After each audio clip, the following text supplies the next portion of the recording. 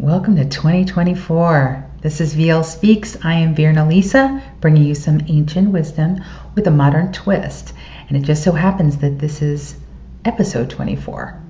Pretty cool. All right, I'm sure you've already read the title, Death Becomes You, and you're wondering, what gives?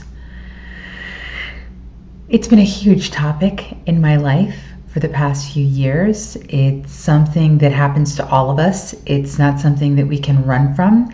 And anybody that says that they've never thought about it, I would say they're probably just repressing it, because it definitely comes up throughout our lives. And so it's a very personal thing for me, and I will be sharing some personal stories in this episode because I think that it makes us feel like we're all together in this, and it's relatable. I just reread a book that was written by my teacher. I've mentioned him in previous episodes last year, Pandit Rajmani Chiganayat. I will keep it abbreviated to PRT, although I feel the need to say it every single time. And this book is called From Death to Birth. It's not for everyone, but the introduction has a line that says, "The mystery of life lies in the knowledge of death." And that was said to him many years ago, and he was awestruck by it, and so was I, even in reading it again 13 years later. Let's get into it. All right, there's lots of different types of deaths that people can experience. We experience a death every time that we let go of an old part of ourselves and become kind of reborn while we're still living in this life. And let's face it, ancient civilizations made a really big deal about what happened when you died. Definitely when you were born, but also a very big deal about how you died and what went with you and all the rituals that went along with it. I feel like we've lost a lot of that respect and giving dignity to the process of dying and letting go. And it would be nice to bring some of those things, those rituals back. I mean, I know people have elaborate funerals and all of that. I mean, just the real intrinsic stuff, the stuff that really matters, to the people that are on the other side, still alive, because I don't know for sure what happens on the other side, but it does really matter for the people that are still alive. And I think the ritual of honoring people is important, not in an egotistical way, but in a traditional kind of sense. So what are these different types of deaths? I mentioned we each experience many deaths throughout our lives. If we're growing, if we're really transforming, we are experiencing that, where we know that something needs to change, which means that a part of you that you're attached to that does not serve that growth is going to have to die off in order for you to become the next iteration of yourself and evolve. I'm going to start the storytelling now. The first experience of death that I had was about 4 years old. And I remember the lady, I can still see her face, an elderly woman. We would see her at these religious meetings that we would go to multiple times a week. I was raised as a JW. And her funeral service was held in Brooklyn. Not such a great area back then. Things have changed since then. But one of the things that I did, I remember this lady, and I left my parents. They were outside. I left my parents and I went back into the funeral home. I was not scared or sad because I had no idea what was really happening except that she wasn't there. Her body was there, but that lady that I knew was not there. And I was fascinated with this. That's what brought me back in. Like, I need to investigate, which is something that I've been doing since I was a child and haven't stopped. My dad came and got me and was just like, "We thought we lost you again," which is horrific for a parent to feel that they keep losing their child, especially when they're small.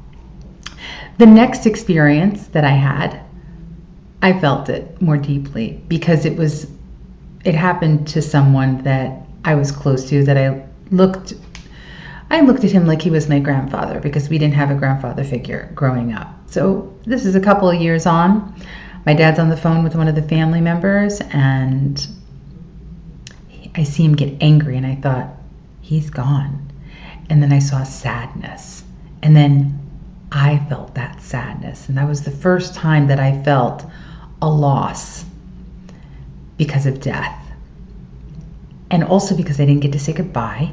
I didn't know that the last time I saw him was going to be the last time I saw him, and that I would never see him again.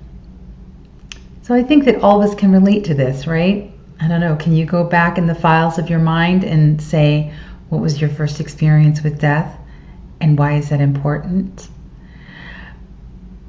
In our culture, things have gotten so that people that are ill or dying are put away somewhere else. And I've seen this a lot in the past few years. It was heartbreaking to do with our mother, but I'm there every weekend. So as an advocate, I'm in touch with the doctors, the hospice nurses, the hospice doctor, the social workers, connecting with the CNAs, being with people on the floor. There are people on that floor that have no one that come to visit them, no one to advocate for them, and they certainly need it. I'm not even going to get into what's going on in the nursing home business, but they need it. They need advocacy. And so to see people leaving without honor is just, it's heartbreaking, you know.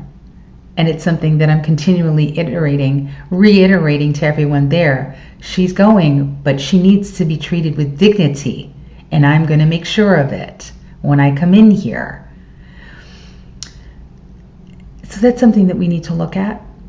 There are families that are fortunate enough to be able to keep family members home, but with certain diseases, they need round-the-clock supervision, which can get very cumbersome for family members. And you need the space. You need a home that can accommodate these kinds of things, and staff coming in and out, and funds. It's expensive. It's expensive to live a long life and be ill. Let's just put it that way. So I can thank my parents for teaching me a lot about life choices and how they affect us moving forward. So that's one kind of death, right? Where it's a long goodbye. You know that it's getting closer, but it's a long process. And for some people that are not responsive in the way that you would love them to be in order for you to really know what's going on, you're kind of left in the dark about it, right? Some of you have probably already experienced this. Another situation with death is that there are people that go very suddenly without any warning. And there are a bunch of things that are left unsaid, which can be hard on the people that are left behind. It's a lot of mixed feelings. It's a mixed bag of what's going on with that situation. I have seen people that knew that they were going to pass. They opted for this. They did not want to keep fighting and railing against a disease or whatever it was that was going on. And they opted to leave, and they crossed all their T's and dotted their I's, and they spent their time with their family as sweetly as they could. And then they left without much of a fight. There was a lecture that I attended about 14 years ago. PRT came in.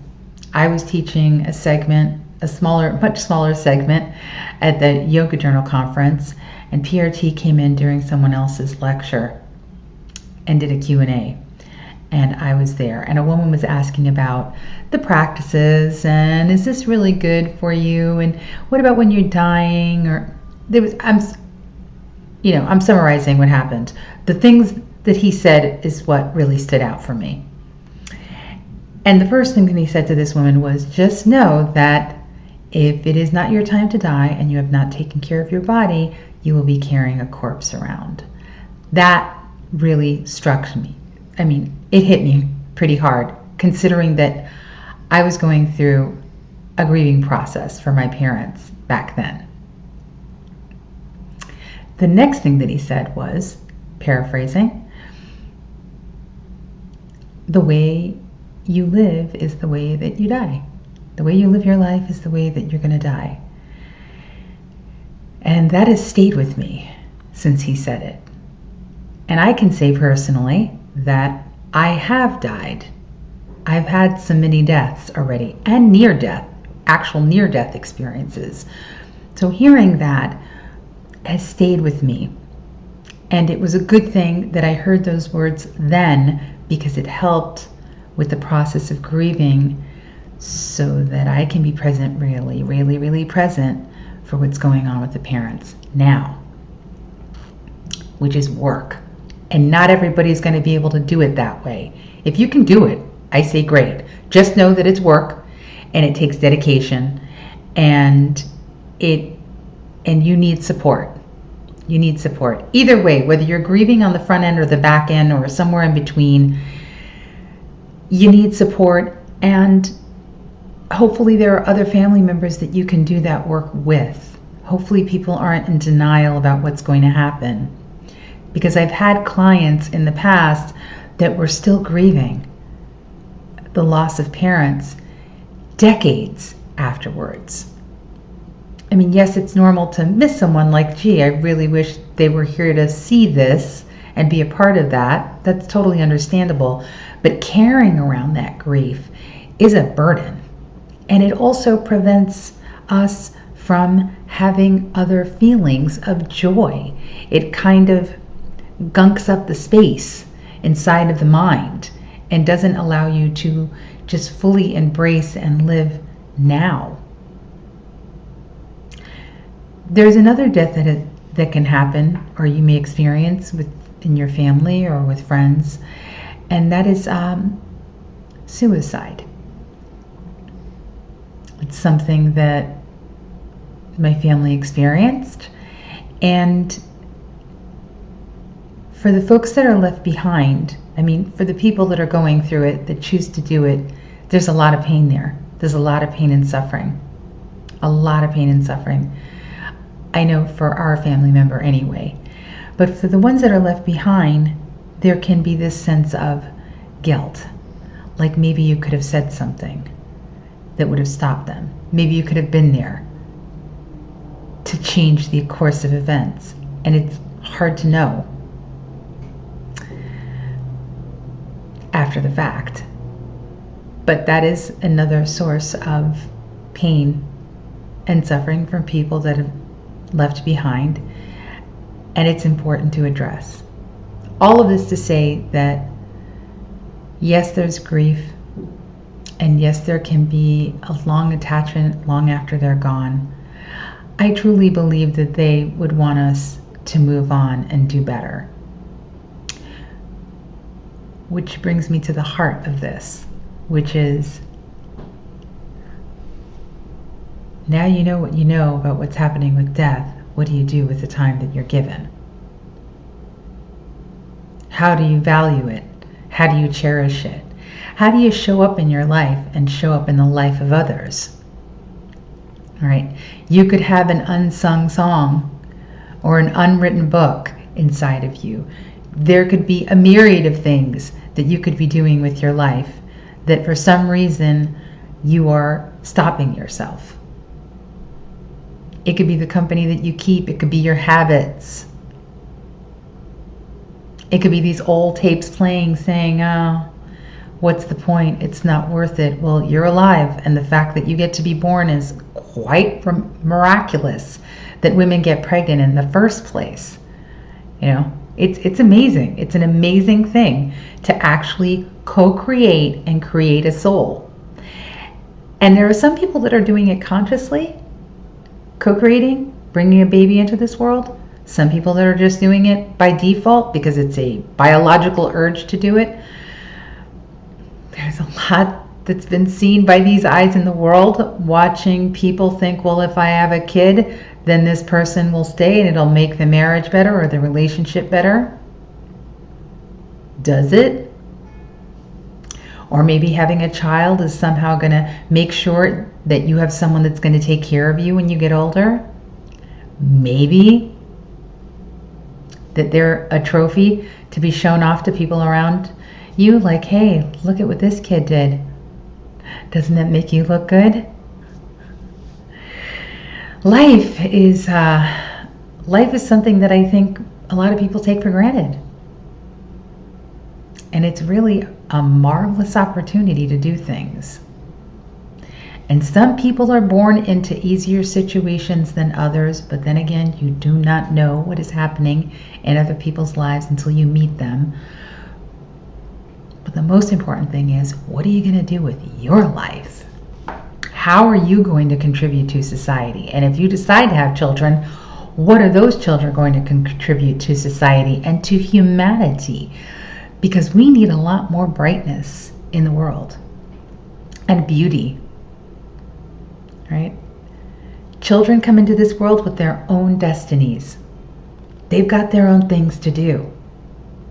The adults around them are there to help nurture them and shape them and let them know that they're loved and supported so that they can fly. That's the best thing that we can do for children, is teach them how to be self-sufficient and to fly and to learn how to use their strengths to overcome their weaknesses.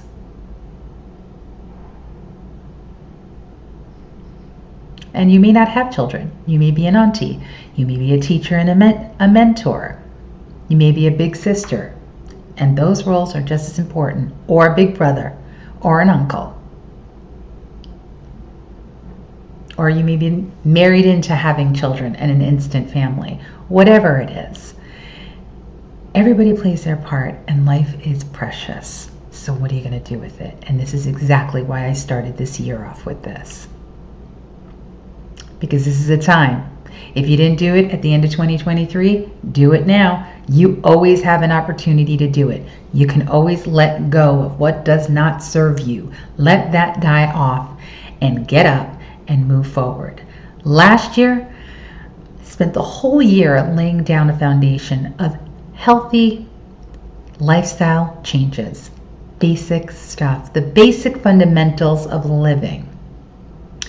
This year, going to build on that foundation.